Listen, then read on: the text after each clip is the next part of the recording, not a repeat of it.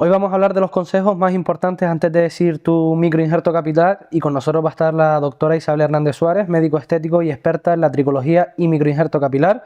Actualmente la doctora lleva a sus espaldas una trayectoria profesional consolidada donde ha realizado un gran número de cirugías en un tiempo récord, pero mejor que nosotros decir quién es la doctora Isabel Hernández, mejor que nos diga ella quién es. Doctora, ¿qué tal? Muy buenas. Buenas tardes. ¿Quién es Isabel Hernández? Bueno, una persona que siempre ha estado apasionada por el arte y la belleza y al final pues he podido complementar la medicina con una de mis mayores pasiones, que es la medicina estética. Y después de adentrarme en este mundo, pues siempre he querido ir más allá y el microinjerto capilar y el estudio del pelo siempre ha sido lo que más me ha llamado la atención y por eso me dedico la mayoría del tiempo a esta profesión tan bonita. Hemos dicho la presentación microinjerto capilar. Para aquel que nos esté viendo, que no sepa lo que es el microinjerto capilar, ¿qué es?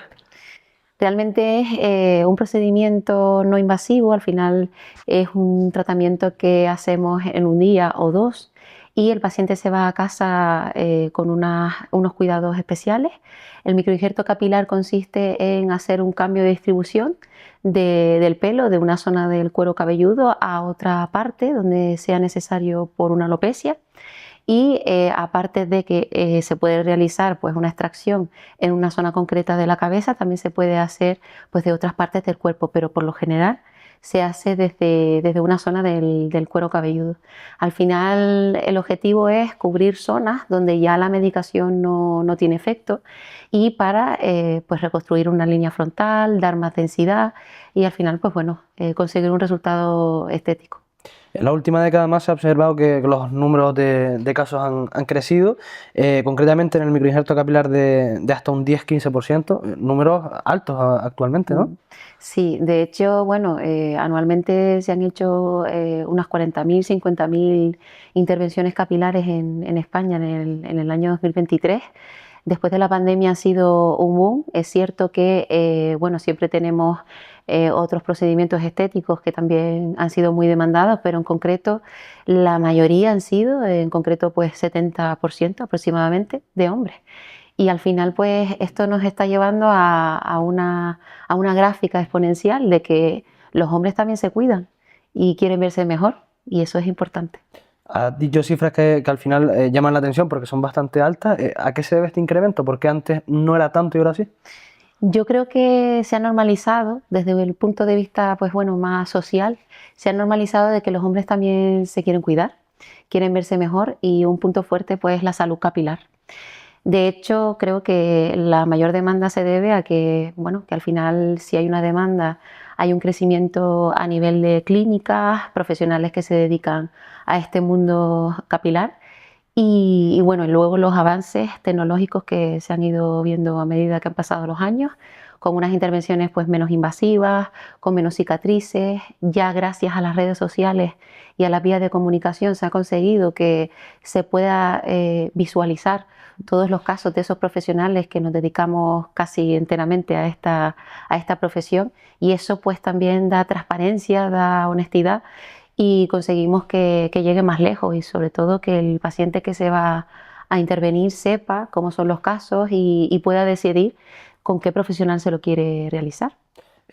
Quizás microinjerto capilar parece que es solo algo exclusivo de hombres porque son los casos que más llaman la atención o que quizás más se ven. ¿Las mujeres también se lo realizan? ¿Se puede realizar en mujeres? Sí, el procedimiento es el mismo, el que se realiza para hombres y mujeres. Es cierto que con algunas especificaciones en la mujer, ya que no lo sometemos a un rapado y hacemos la intervención con pelo largo, pero bueno, tenemos todas las herramientas para poder cubrir las necesidades tanto en hombres y mujeres. Y bueno, en algunas cosas sí se parecen, como es la intervención, y luego ya la medicación, pues a veces es un poco más compleja en la mujer, pero sí, lo hacemos también con la Cuando mujer. ya sea el hombre o la mujer toma esa decisión, supongo que hay que tener alguna serie de cuestiones en consonancia quizás con la decisión. ¿Qué se debe tener en cuenta antes de realizarse el microinjerto? Pues mi consejo es que cuando una persona quiere decidirse y hacerse un microinjerto capilar, hay que decidir el profesional. Es muy importante que el profesional médico que le atiende en consulta sea el que posteriormente le realice la intervención. En este caso es súper importante pues conocer las instalaciones, la experiencia que tiene el doctor, su equipo, que también es muy importante, las herramientas que va a utilizar en la intervención, qué técnicas específicamente va a utilizar, que nos pueda dar pues las herramientas para que uno pueda decidir cómodamente y pueda comparar con otras clínicas y bueno, y sobre todo pues acudir a una consulta donde se va a realizar un historial clínico médico muy importante, descartando otras patologías, estabilizando la alopecia a lo mejor con alguna medicación y pues revisando las analíticas, solicitándolas y sobre todo la planificación, que es muy importante, del diseño, que tiene que ser consolidada y decidida entre el médico y el paciente. Antes de hablar de las herramientas, te habrás encontrado con muchísimas dudas comunes, que casi todos los pacientes lo tienen. ¿Cuáles son las más frecuentes? Las dudas comunes es, bueno, si realmente la intervención va a cubrir todas las zonas alopésicas, que va a depender en función de qué tipo de alopecia, si les va a doler, que eso es lo que más preguntan, porque, bueno, al final pues tenemos que aclarar que es una intervención mínimamente invasiva, con anestesia local, por lo tanto el dolor es imperceptible, los pacientes lo que más les sorprende al final de la cirugía es que no les ha dolido lo que habían pensado y eso es muy importante. Y bueno, dudas frecuentes también es si tienen que tomar medicación o no, cuándo tendrán el resultado final, que eso también es una pregunta muy frecuente. Y bueno, y si la medicación es definitiva, que evidentemente lo es, pero bueno, luego hay que establecer pues una personalización con cada paciente, dependiendo de la edad, de otros factores de riesgo, de si quiere ser padre o no. Y bueno, teniendo en cuenta todo eso, pues hacemos una planificación muy detallada de antes de operar, durante la cirugía y posterior a la cirugía. Es un paciente de por vida que hay que continuar en seguimiento y bueno, hay que darles todas las pautas para que se sientan cómodos el día de la intervención. Ya siguiendo con ese proceso, tenemos las dudas, el paciente ya está convencido. ¿Qué herramientas se utilizan o qué herramientas utiliza usted en sus intervenciones? Pues mira, la intervención bueno, son tres partes diferentes. La primera parte consiste en hacer el diseño al paciente. Ese diseño ya se ha realizado previamente en la consulta cuando hemos decidido cuándo se va a realizar el trasplante capilar, pero el día de la cirugía, con esa planificación previa, ya le terminamos el diseño donde el paciente se va a ver cómo va a quedar el resultado. Después de ese diseño pasamos a la anestesia local y posteriormente a la extracción de las unidades foliculares. Para que se entienda, las estructuras del pelo se llaman unidades foliculares y es lo que nosotros llamamos los injertos, que no es lo mismo que folículos. Los folículos son los pelos que salen por esas estructuras. Puede ser unidades foliculares de un pelo, de dos, de tres, de cuatro. Entonces es importante conocer este dato. Lo que nosotros vamos a manipular son unidades foliculares. Esa extracción se llama técnica FUE, es una técnica de extracción por unidades foliculares, de ahí sus iniciales, y ya antiguamente pues, se utilizaban otros procedimientos como la técnica de la tira, que era mucho más invasiva, dejaba más cicatrices, ahora no, ahora realizamos la técnica FUE y posteriormente a esta extracción y selección de esas unidades foliculares pasamos a la fase de implantación. Aquí es donde nos diferencian entre las clínicas, ya que nosotros utilizamos específicamente una técnica que se llama técnica DHI, que se utilizan unos dispositivos llamados implanter, donde se va a enhebrar cada unidad folicular, por lo tanto el procedimiento es más costoso económicamente y a nivel de técnicas. Y cuando los hemos enhebrado los vamos a implantar en la zona necesaria. En este caso, la diferencia con otras técnicas que se utilizan en otras clínicas, vamos a conseguir más densidad, más naturalidad, vamos a poder darle angulación al pelo, eso es muy importante, y al final no realizamos incisiones previas como otras técnicas que al final pues la recuperación postoperatoria es mayor y la cicatrización también, entonces nos permite pues una recuperación muy rápida. El paciente pues a los 10 días está totalmente recuperado y cicatrizado y luego el resultado final, que es muy importante porque vamos a conseguir mayor naturalidad con una densidad adecuada. Has mencionado varias veces no invasiva. ¿Realmente se puede conseguir así? Es decir, ¿es no invasiva y actualmente es no invasiva este microinjerto? Sí, al final es una cirugía ambulatoria en la que el paciente llega ese día, se opera y al día siguiente se va a su casa. Es una anestesia local, aquí no hay sedación, entonces, bueno, como ir al dentista, pero un poco más de horas. Ujú. Lo de mínimamente invasiva también, porque la palabra lo dice, es microinjerto capilar. Son cirugías tan pequeñas, tan minúsculas, que no superan el milímetro y por lo tanto es una cirugía prácticamente imperceptible y que a los 3 días pues está prácticamente cicatrizada. Entonces podemos considerar que sí, que es mínimamente invasiva. También quizás para todo este proceso hace falta medicación, entiendo, previamente, posteriormente. ¿Qué le podríamos decir a las personas que creen que cómo me voy a medicar para este tratamiento? No tengo que tomarme nada, o bueno, me lo mandan pero no me lo tomo, que hay muchísimos casos, entiendo, que sean así. ¿Qué le podríamos decir a este tipo de personas? Pues mira, es muy importante que tengan en cuenta que no existe una intervención capilar sin una medicación previa o de mantenimiento. Ujú. De hecho, la alopecia androgenética, que es el motivo por el cual la mayoría de los pacientes se operan, es un tipo de alopecia que es hormonal y con una herencia genética que no vamos a poder cambiar. Es decir, el paciente que tiene una alopecia tendrá alopecia de por vida y eso no lo podemos erradicar. Nosotros no podemos cambiar en los genes a esa persona. Lo que sí podemos hacer es frenar la caída, mejorar la densidad capilar de aquellos pelos que todavía pues no se han caído y evitar que la alopecia progrese. Por lo tanto, no existe un trasplante capilar donde nosotros hacemos un cambio de distribución para implantar en las zonas necesarias sin medicación, porque en un futuro, si te sometes a un trasplante y no tomas medicación, pues seguramente el trasplante pues queda ahí y luego pues otras zonas donde no han sido previamente tratadas y que siguen recibiendo información hormonal terminen perdiéndose.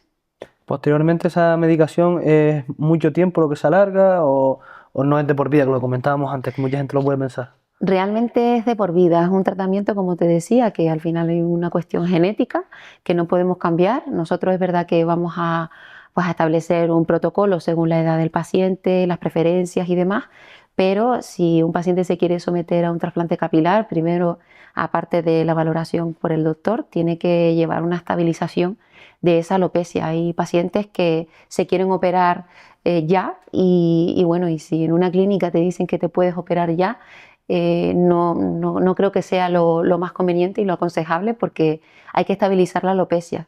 De hecho, el medicamento, la medicación que se manda, no solo va a mejorar la parte de donde va a recibir el injerto, sino que también el área donante. Es muy importante porque la calidad de la intervención va a ser mayor. ¿Cuántos controles previos quizás hay para decir, vale, ya puede usted operarse? Pues depende del grado de alopecia, las necesidades del paciente, el área donante, que es muy importante. Si el área donante donde hemos extraído las unidades foliculares se encuentran debilitadas, la supervivencia capilar es mucho menor. Entonces es súper importante que pues establecer un protocolo y un criterio de cuánto es el capital donante que tiene ese paciente. Ya no es lo que dicen y bueno, es una estrategia de marketing en otras clínicas que comentan que la extracción o los implantes y los injertos son ilimitados. Eso no es así. De hecho, si sacas ilimitadamente, dejas una zona despoblada con cicatrices, con efecto apolillado, que eso tampoco sería aconsejable porque generaría pues, una zona antiestética y no vamos a hacer un cambio de distribución dejando una zona estética para dejar la otra antiestética. El área donante es muy importante que esté preparada antes de la intervención. Excepcionalmente hay pacientes que de un mes a otro se pueden operar, pero la mayoría, si somos honestos, un médico profesional que quiera hacer una cirugía de calidad tiene que preparar previamente al paciente con la medicación necesaria. ¿El tiempo varía también dependiendo del caso? Sí, aproximadamente suelen ser unos 3, 6 meses. Hay pacientes que necesitan un año. Hay pacientes que, a pesar de estar con la medicación, no podemos darle el pase a la cirugía, que no son aptos, pues alopecia difusa, con problemas en cuero cabelludo. Y al final pues hay que determinar, y por eso es tan importante el historial médico y hacer un diagnóstico pues diferencial con otras patologías. Quizás ahora se entiende la siguiente pregunta mejor. ¿Qué opina usted de la gente que se va fuera de España para someterse a estos tratamientos?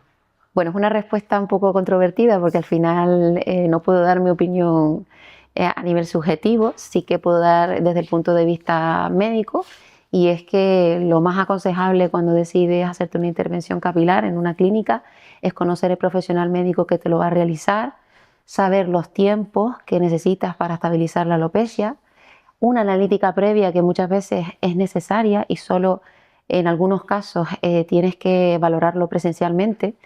Y bueno, si no haces un historial médico, el médico no puede descartar muchas enfermedades que pueden haber en el cuero cabelludo, alopecias que se combinan con la alopecia androgenética, como puede ser una cicatricial, una autoinmune. Entonces, sin una valoración previa presencial, es muy difícil determinar si ese día de la cirugía no va a haber imprevistos. Entonces, es súper importante que elijamos una clínica que quede lo más cerca posible a nuestro lugar de residencia por los posibles imprevistos y las complicaciones que se pueden dar durante la cirugía o posteriormente. De hecho, los pacientes no empiezan a ver sus resultados a partir de los 6 meses.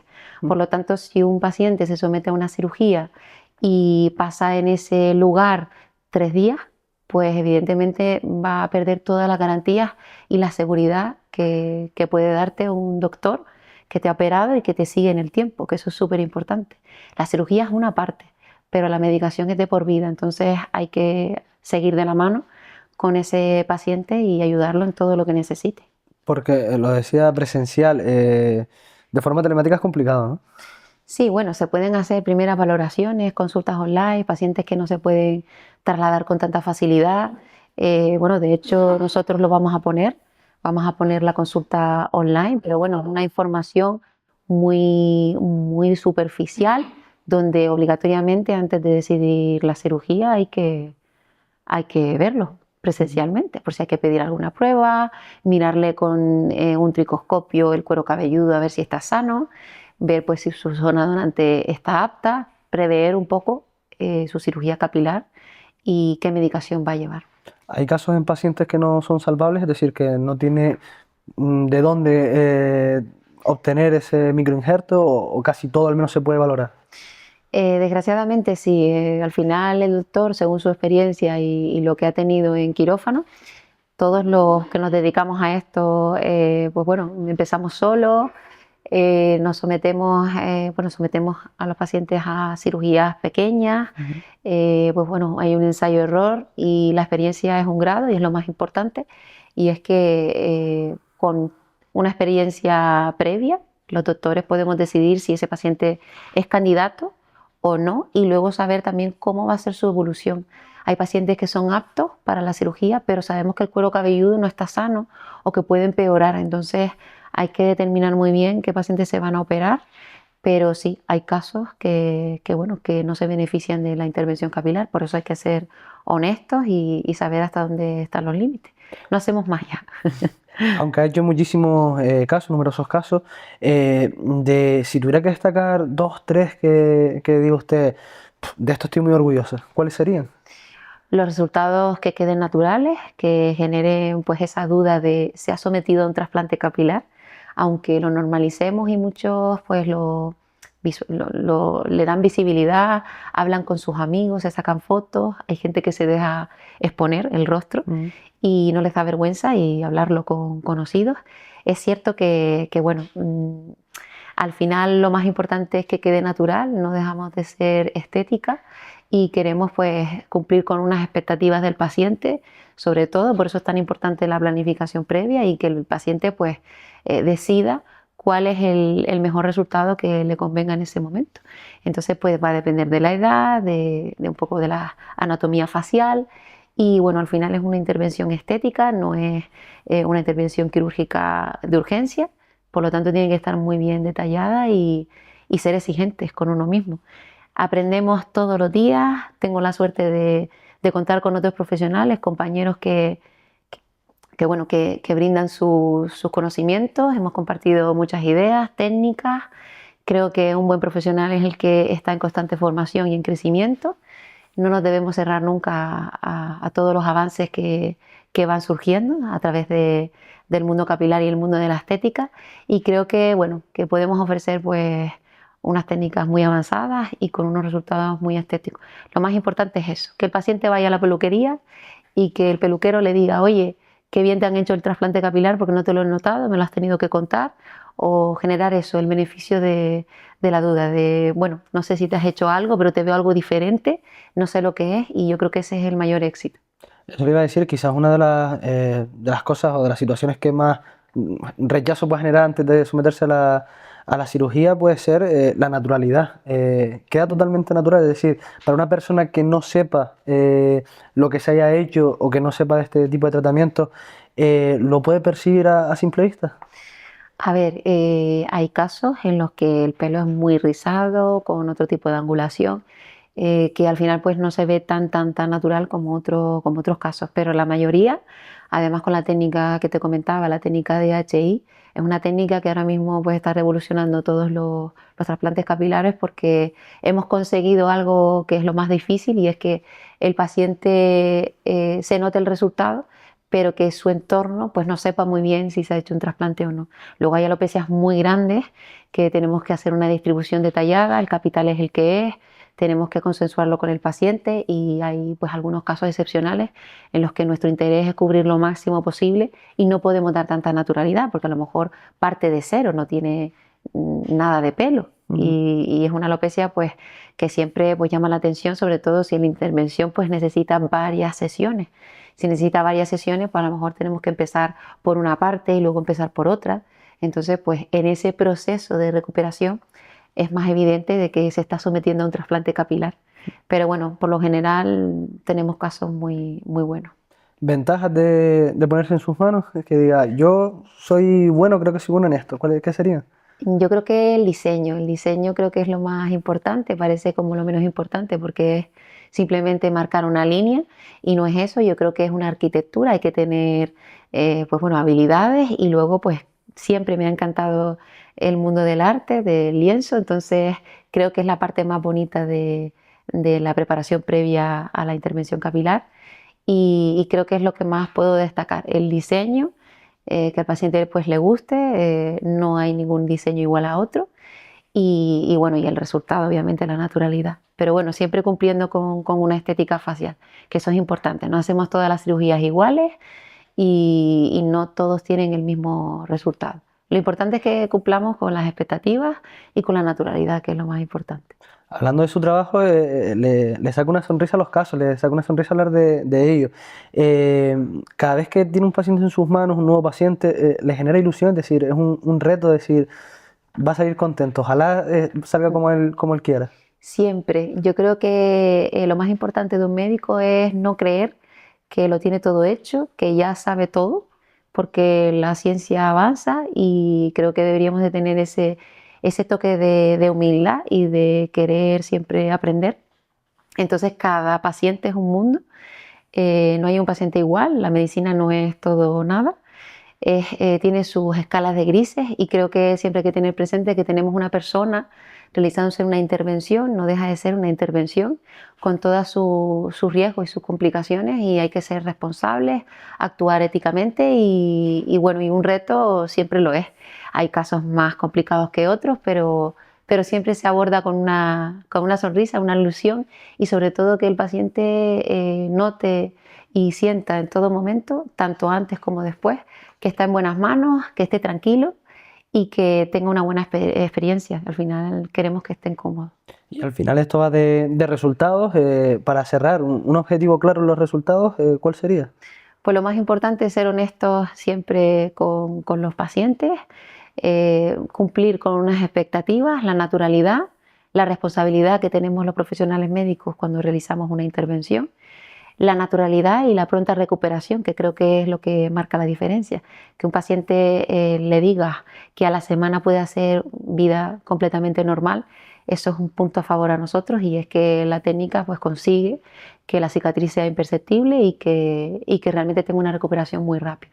Ahora que entramos, y con esto cerramos, ahora que entramos en fechas especiales, que al final, si no estamos en carnaval, estamos en Semana Santa, sino en verano, sino en Navidad, ¿hay alguna estación, algún mes clave o es una cirugía que recomiendas hacer solo en cualquier estación? Es decir, da igual el calor, da igual el frío. Vivimos en Canarias, entonces no podemos establecer un criterio de ahora hace más fresco y podemos intervenirnos o hace más calor. Es cierto que es una duda muy frecuente también de los pacientes de, bueno, yo en verano no me lo quiero hacer porque voy a ir a la piscina, porque me voy a exponer al sol, pero cualquier época del año es apto para hacer una cirugía, lo que hay que determinar. Y bueno, y a lo mejor vas a hacer unas especificaciones, un cambio de protocolo, pero nosotros nos adaptamos a la época del año. Es decir, cualquier momento del año es bueno para hacerse una intervención. Doctora, ¿queda algo más que comentar? ¿Se le queda algo? Nada más. Pues esperamos que les hayamos resuelto un poco más las dudas acerca de los microinjertos capilares y sobre todo que decidan por su salud, que es lo más importante. Muchísimas gracias. Muchas gracias.